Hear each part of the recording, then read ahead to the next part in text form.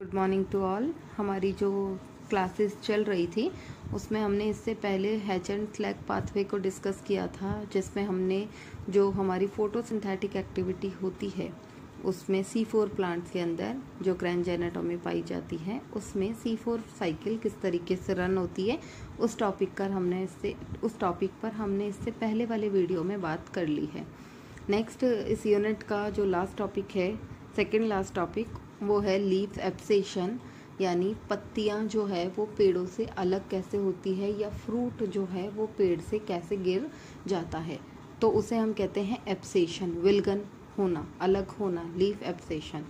ये leaf abscission की जो प्रोसेस होती है वो ज़्यादातर आपको किस में देखने को मिलेगी? डेसिडुअस ट्रीज और प्लांट्स के अंदर। डेसिडुअस ट्रीज क्या होते हैं? ऐसे ट्रीज जो कि एक पर्टिकुलर सीजन पर अपनी लीफ को गिरा देते हैं या फ्रूट को अलग कर देते हैं। एक सीज़न के बाद में एक सीज़न निकलना चाहिए। हम ये नहीं कह सकते कि वो एनुअली होगा, मे बी वो कुछ मंथ का हो सकता है, कुछ दिनों का हो सकता है। तो डिपेंड करता है कि कौन सा ट्री है और या कौन सा प्लांट है।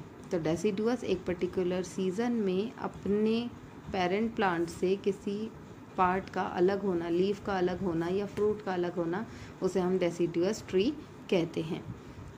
लीफ एब्सेशन क्या होता है? एक पर्टिकुलर सीजन में लीफ या fruit are separated from mother और पेरेंटल प्लांट, यानी एक पर्टिकुलर सीजन में पत्तियां और जो फ्रूट है वो अपने मदर प्लांट से या पेरेंटल प्लांट से अलग हो जाते हैं। तो इस कंप्लीट प्रोसीजर को हम क्या कहते हैं? Leaf abscission. ये जो लीफ एब्सेशन की प्रोसेस होती है ये 3 अलग अलग फेजेस के अंदर चलती है, 3 अवस्थाओं में पूरी होती है। तो हम इसकी फेजेस को देखते हैं। सबसे पहले फर्स्ट फेज है फॉर्मेशन ऑफ एब्सेशन लेयर, यानी जो विल्गन परत है, जो एब्सेशन लेयर है, इसका निर्माण कैसे होता है। तो जनरली होता क्या है कि ये हमारा मेन स्टेम है, मेन स्टेम से लैटरल ब्रांचेस निकली हुई है और ये हम कह सकते हैं कि अगर ये लैटरल ब्रांच है मे बी इस डायरेक्शन पर क्या होगा? लीफ लगा हुआ होगा। यहाँ पर एक एरिया आपको दिखाई दे रहा है, ये है कॉन्स्ट्रिक्ट जोन। इस कॉन्स्ट्रिक्ट जोन को ही हम क्या कह सकते हैं? Abscission zone. ये विल्गन एरिया है जहाँ से ये लीफ जो है इस प्लांट से अलग हो जाएगी। इससे पहले जो मेन स्टेम की तरफ है इसे हम कहते हैं प्रोटेक्टिव लेयर। प्रोटेक्टिव लेयर क्यों कहेंगे? क्योंकि मेन स्टेम वाले पार्ट पर लीफ लगी हुई है पीटियोल के साथ में। अब जब ये लीफ यहाँ से अलग हो जाएगी तो यहाँ से जो फूड सप्लाई हो रहा होगा वो इस लीफ को भी हो रहा होगा और लीफ से जो भी फोटोसिंथेटिक एक्टिविटी के थ्रू फ्रूट बन रहा है वो यहाँ तक भी ट्रांसफ़र हो रहा है। तो उस केस में क्या होगा? जब ये यहाँ से अलग हो जाएगा तो ये प्लांट पूरा यहाँ पर खाली रह जाएगा इस जगह पर। तो इस जगह पर जो फंगल है वो इन्फेक्शन हो सकता है, कोई आउटर इंसेक्ट्स जो है वो अटैक कर सकते हैं, जिसके कारण प्लांट की फिजियोलॉजी चेंज हो सकती है। तो उस चीज़ को करने के लिए, उस चीज़ को रोकने के लिए यहाँ पर पहले एक प्रोटेक्टिव लेयर का फॉर्मेशन होता है, ताकि कोई आउटर इंसेक्ट्स या आउटर फंजाई जो है वो यहाँ इस प्लांट के ऊपर अटैक ना कर सके। उसे एक सपोर्ट देने के लिए, उसे सुरक्षा प्रदान करने के लिए एक प्रोटेक्टिव लेयर का फॉर्मेशन होता है।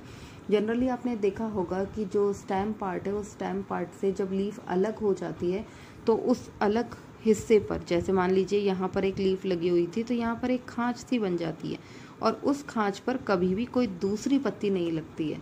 क्यों? उसके पीछे रीज़न यही है कि वहाँ पर ऑलरेडी एक डेड प्रोटेक्टिव लेयर का फॉर्मेशन हो चुका है। अब उस जगह से कोई नई लीफ का फॉर्मेशन वहाँ पर नहीं होगा। जो भी लीफ लगेगी वो किसी अदर रीज़न पर लगेगी।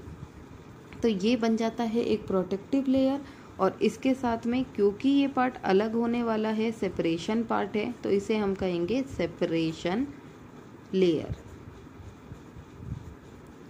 इसे हम कहेंगे सेपरेशन लेयर। तो 3 जोन बन गए। एक सेंट्रल पार्ट जहाँ पर एब्सेशन जोन का फॉर्मेशन होगा, उसके बाहर जहाँ से पार्ट अलग होगा उसे हम सेपरेशन लेयर कहेंगे। और जब ये पार्ट अलग हो जाएगा कॉन्स्ट्रिक्ट जोन के साथ में, तो ये रीज़न जो है इस पर किसी फंगल अटैक ना हो या कोई इंसेक्ट्स का इस पर अटैक ना हो, इसके लिए एक प्रोटेक्टिव लेयर का फॉर्मेशन हो जाता है। अब जब एब्सेशन लेयर का फॉर्मेशन है तो इस एब्सेशन जोन में क्या होता है, स्टार्च और डेंस साइटोप्लाज्म। देखिए होता क्या है, यहाँ पर इस पर्टिकुलर रीजन में कुछ सेल्स प्रेजेंट होगी, जो सेल्स प्रेजेंट होगी उनका साइज जो नॉर्मल सेल का साइज होता है वैसा होता है। लेकिन जैसे ही ये कॉन्स्ट्रिक्ट जोन या एब्सेशन जोन का फॉर्मेशन होने वाला होता है, उस टाइम पर इस सेल का जितना साइटोप्लाज्म होता है और जो स्टार्च होता है वो सेंट्रल में आ जाता है, श्रिंक हो जाता है। और श्रिंक होकर के कहाँ पर आ जाएगा, यहाँ पर बीच में आ जाता है। सेल साइज कम हो जाएगा और उसके साथ सारा साइटोप्लाज्म जो एक ट्रांसलूसेंट टाइप का होता है वो डेंस हो जाता है, गाढ़ा हो जाता है। जब ये गाढ़ा हो जाता है और ये क्या होगा, सेंटर में आ जाएगा और सेल साइज रिड्यूस हो जाएगा। तो स्टार्च एंड डेंस साइटोप्लाज्म, ये डेंस साइटोप्लाज्म इनिशियली डेंस नहीं होता, प्रारंभ से ही ये गाढ़ा नहीं होता है। लेकिन जब एब्सेशन जोन का फॉर्मेशन होता है उस टाइम पर इस पार्ट में क्या होता है, स्टार्च और जितना भी साइटोप्लाज्म है वो सेंटर में आ जाता है, बीचों बीच आ जाता है। जैसे आपने प्लाज्मोलाइसिस की प्रोसेस सुनी हुई होगी, जीव द्रव्य कुंचन, उस केस में जिस तरीके से होता है उसी तरीके से हो जाता है, सेंटर में आ जाता है। और उसके साथ जो सेल साइज होता है वो भी कम हो जाता है। तो श्रिंक हो गया साइटोप्लाज्म सारा और जो सेल साइज है वो भी कम हो गया। तो यहाँ पर ये कॉन्स्ट्रिक्ट हो गया, संकुचित हो गया ये जगह, सेल साइज कम हो गया है, प्लाज्मोलाइसिस का प्रोसेस जैसा कुछ चेंजेस हो गए हैं, साइटोप्लाज्म डेंस हो गया है। तो वहाँ पर जो कॉन्स्ट्रिक्ट जोन बन जाता है उसे हम क्या कहेंगे, एब्सेशन जोन। ये कॉन्स्ट्रिक्ट जोन एब्सेशन जोन वाले हिस्से में क्या होगा, सेल का साइज भी कम हो जाता है। Then in this small size cell lignin and suberin are deposition, इनका डिपोजिशन हो जाएगा। पहले क्या हुआ, सेल का साइज कम हुआ, सेल का साइज कम होने से पहले क्या हुआ, सेल के अंदर जो भी साइटोप्लाज्म स्टार्च थे वो सारे श्रिंक हो गए, साइटोप्लाज्म डेंस हो गया और बीच में आ गया, सेल का साइज कम हो गया। अब सेल का साइज कम हो गया, इतना हो गया, अब वो सेल साइज की जो है ये इस तरीके से कम होने पर ये जो सेल है इसके अंदर सारा लिग्निन और सुबेरिन का डिपोजिशन हो जाता है। तो एक थिक वॉल बन गई है। अब वॉल जब बनेगी तो ये आगे चल करके किस में कन्वर्ट हो जाएगी, प्रोटेक्टिव लेयर के अंदर कन्वर्ट हो जाएगी और सेपरेशन लेयर का फॉर्मेशन भी कर लेगी। तो सबसे पहले जो एब्सेशन जोन बनता है, जो एब्सेशन लेयर बनती है वो कैसे बनती है, सेल के साइज रिड्यूस होने से, डेंस साइटोप्लाज्म के फॉर्मेशन से और स्टार्च जो है उसके इनके सबके सेंट्रल में आ जाने के कारण। देन उसके बाद में उस पर लिग्निन और सुबेरिन का डिपोजिशन हो जाता है, तो वो एक डेड पार्ट में कन्वर्ट हो गया। देन जब एब्सेशन जोन का फॉर्मेशन हो गया तो अब एब्सेशन की प्रोसेस होनी भी ज़रूरी है। तो उस प्रोसेस में क्या होगा, प्रोसेस ऑफ एब्सेशन में ये हमारी सेल वॉल, जो हमारी सेल वॉल होती है उसमें सेल वॉल की स्ट्रक्चर में आपने देखा होगा कि सेंटर पार्ट उसे हम कहते हैं मिडिल लेमिला, मध्य पटलिका। और इस मध्य पटलिका के अंदर क्या पाए जाते हैं, कैल्शियम और मैग्नीशियम पैक्टेट के पार्टिकल्स प्रेजेंट होते हैं, जो कि एक सीमेंटिंग लेयर की तरह काम करते हैं, कैल्शियम और मैग्नीशियम पैक्टेट। ये हमारा middle lamella zone. Middle lamella zone के जस्ट बाहर वाला पार्ट ये क्या कहलाता है, प्राइमरी वॉल, प्राथमिक भित्ति। और प्राइमरी वॉल के जस्ट बाहर क्या होगा, सेकेंडरी वॉल। अगर और कोई लेयर होती है तो उसे हम क्या कहेंगे, टर्शरी वॉल। तो जब ये एब्सेशन की प्रोसेस होती है तो जो मिडिल लेमिला वाला पार्ट है उसमें जो कैल्शियम और मैग्नीशियम पैक्टेट प्रेजेंट है, ये पैक्टिक मटेरियल किस में कन्वर्ट हो जाता है, पैक्टिक एसिड में कन्वर्ट हो जाता है। पैक्टिक मटेरियल एक थिक सीमेंट लाइक स्ट्रक्चर होती है जो हमारी सेल वॉल्स हैं उनको आपस में चिपकने नहीं देती हैं, एक सीमेंट की तरह उसे प्रोटेक्ट करने का काम करती है, मेंटेन रखने का काम करती है, जिससे टिश्यूज और सेल का शेप जो है वो मेंटेन रहे। ये पैक्टिक मटेरियल किस में कन्वर्ट हो गया है, पैक्टिक एसिड में कन्वर्ट हो गया है। और ये पैक्टिक एसिड जो है वो आगे चल करके किस में कन्वर्ट हो जाता है, पैक्टीन में बदल जाता है। और ये जो पैक्टिन बन रहा है, ये पैक्टिन हमारा वाटर सॉल्यूबल पार्ट होता है जो पानी में जल्दी से घुल जाता है। तो इस केस में क्या होता है, जब हमारे एब्सेशन की प्रोसेस होती है उस टाइम पर कैल्शियम और मैग्नीशियम पैक्टेट जो हैं वो पैक्टिक एसिड में बदल जाते हैं, और पैक्टिक एसिड जो है वो पैक्टिन या वाटर सॉल्यूबल पार्ट्स में बदल जाता है। अब ये पार्ट पूरी तरीके से डिसॉल्व हो गया, पैक्टिन में बदला तो डिसॉल्व हो जाएगा, वाटर सॉल्यूबल है।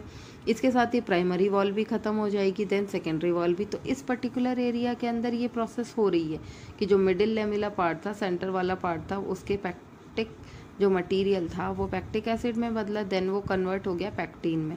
तो इस रीज़न के सारे सेल्स और जो प्राइमरी वॉल सेकेंडरी वॉल थी वो सारी डिज़ोल्व हो जाती है। डिज़ोल्व होने के कारण क्या होगा, उस पर्टिकुलर एरिया पर थिकनिंग हो जाएगी। डिज़ोल्व होने के बाद वहाँ से फंक्शनिंग बंद, और उसके साथ ही यहाँ पर जो लिग्निन और सुबेरिन का डिपोजिशन हुआ, देन यहाँ से डिसकंटिन्यूएशन स्टार्ट हो जाता है।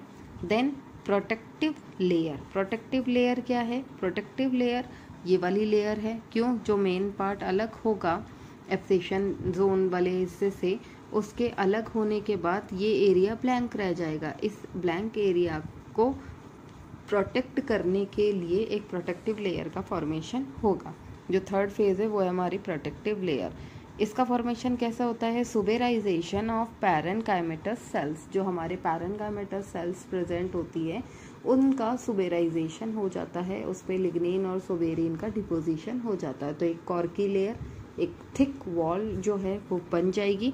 इसके साथ ही एक्टिविटी और कॉरकैम्बियम, सुबेराइजेशन का प्रोसेस होने से पहले यहाँ की सेल्स क्या करती हैं, कॉरकैम्बियम की एक्टिविटी होती है, और वो कॉरकैम्बियम जल्दी जल्दी डिवाइड होता है। जब वो जल्दी जल्दी डिवाइड होता है तो जल्दी जल्दी सेल्स बनाएगा, और जब वो जल्दी जल्दी सेल्स बनाता है तो उस टाइम पर कैम्बियम की एक्टिविटी के कारण वहाँ की जो पैरेनकाइमेटस सेल्स हैं उनमें सुबेराइजेशन की प्रोसेस हो जाती है। तो कॉरकैम्बियम की एक्टिविटी से जल्दी जल्दी सेल्स डिवीजन करती हैं, जल्दी जल्दी सेल्स डिवीजन करके अपने चारों तरफ सुबेरिन का डिपोजिशन कर लेती हैं, जिसके कारण यहाँ पर एक प्रोटेक्टिव लेयर का फॉर्मेशन हो जाता है।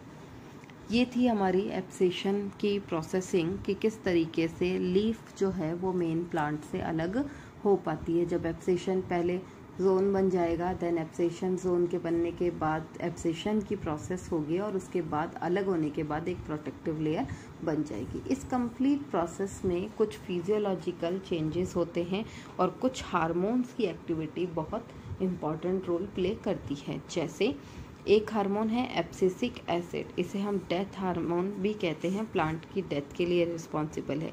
ये क्या करता है, ये एब्सेशन को बढ़ा देता है, इंक्रीज कर देता है।